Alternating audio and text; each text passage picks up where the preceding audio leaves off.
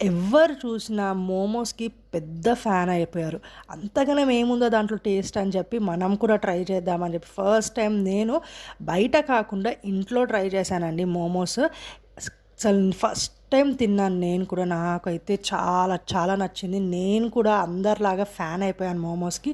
కానీ మోమోస్ చట్నీతో అయితే ట్రై చేయలేదు. ఈసారి మోమోస్ చట్నీ కూడా ప్రిపేర్ చేసి మీతో వీడియో కూడా షేర్ చేస్తాను. అండ్ మోమోస్ చట్నీతో ఎలా ఉంటుందో ట్రై చేస్తాను. కానీ ఉత్తిగా మోమోస్ మాత్రం అద్దిరిపోయింది.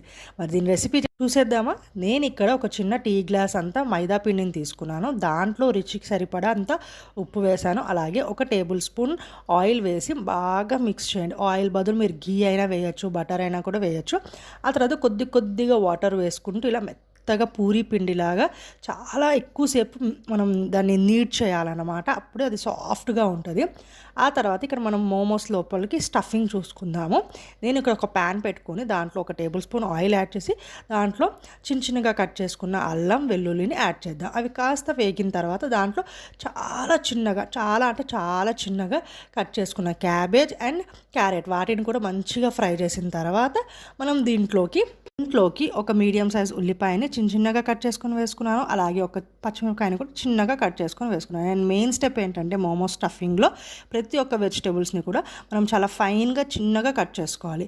అలాగే దానికి రుచికి సరిపడా ఉప్పు వేసుకొని అండ్ ఒక టీ స్పూన్ మిరియాల పొడి వేసుకొని ఓవర్ కుక్ అయితే అస్సలు చేయొద్దు వెజిటేబుల్స్ని. జస్ట్ మనం ఆయిల్లో అలా కాసేపు ఫ్రై చేయాలి. ఒక్క 5 మినిట్స్ ఫ్రై చేస్తే చాలు. స్టవ్ ఆఫ్ చేసేసుకొని పక్కన పెట్టుకోండి.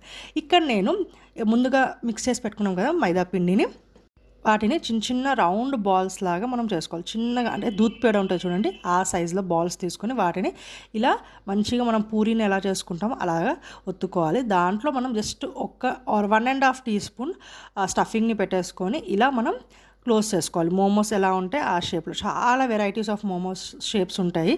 సో మీకు ఏ షేప్ ఈజీగా అనిపిస్తుంది ఆ షేప్లోకి ఇలా చేసేసుకోండి. మనం అన్ని మోమోస్ని ప్రిపేర్ చేసి ఒక ప్లేట్లో పెట్టేసుకుందాము.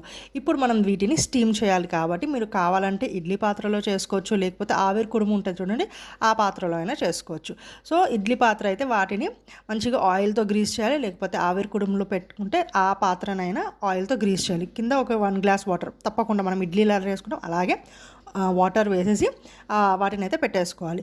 జస్ట్ ఒక 10 మినిట్స్ మనం హై ఫ్లేమ్లో పెట్టాలి. నెక్స్ట్ 10 మినిట్స్ మనం లో ఫ్లేమ్లో పెట్టేసి మంచిగా కుక్ చేసేదానికి వదిలేయాలన్నమాట.